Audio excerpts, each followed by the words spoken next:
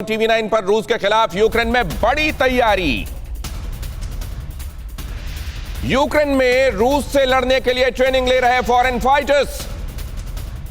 Ground zero से TV 9 Bharatvarsh ने shoot किया वॉर ड्रिल। रूस से जंग के लिए कीव पहुंचे हैं विदेशी लड़ाके। इस समय यहाँ पर यूक्रेन की राजधानी कीव में देखिए यहाँ पर ट्रेनिंग चल रही है।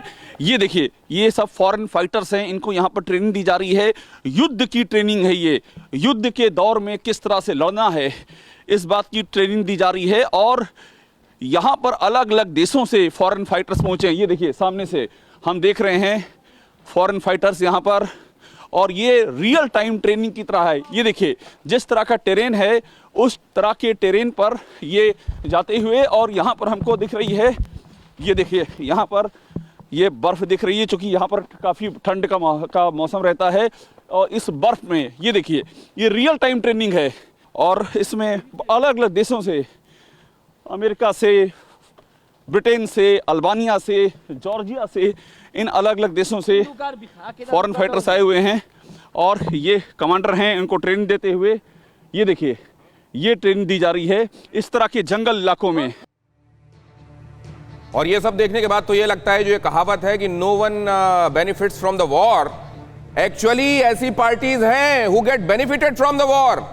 और आज अब शायद इस परिभाषा को, इस कहावत को, इस मसल को बदलने की जरूरत आ गई है। अशोक सज्जनहार साहब, मैं सही कह रहा हूं?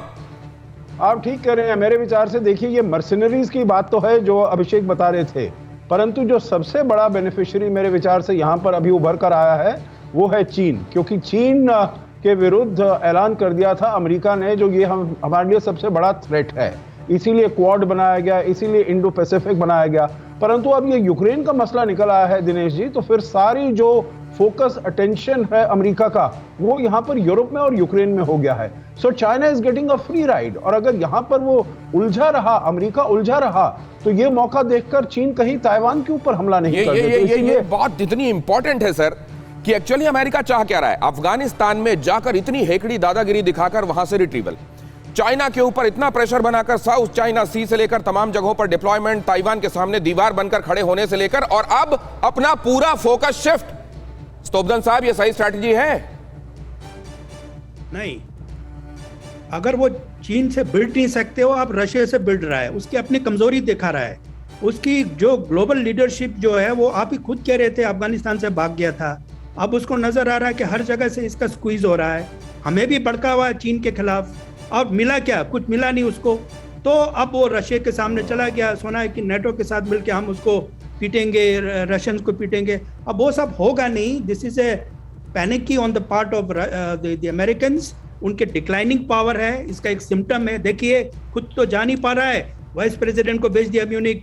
अब उसका क्या है? उसका खुद का औकात नहीं है। ये जो अपनी जो वाइस प्रेसिडेंट है उसके देखिए रोज का प्रेस ब्रीफिंग।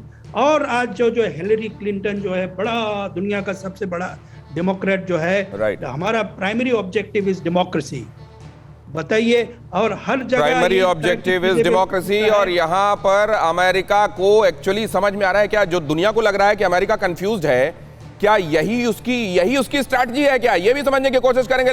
परवाह देश की, सोमवार से शुक्रवार रात 10 बजे टीवी 9 भारतवर्ष पर।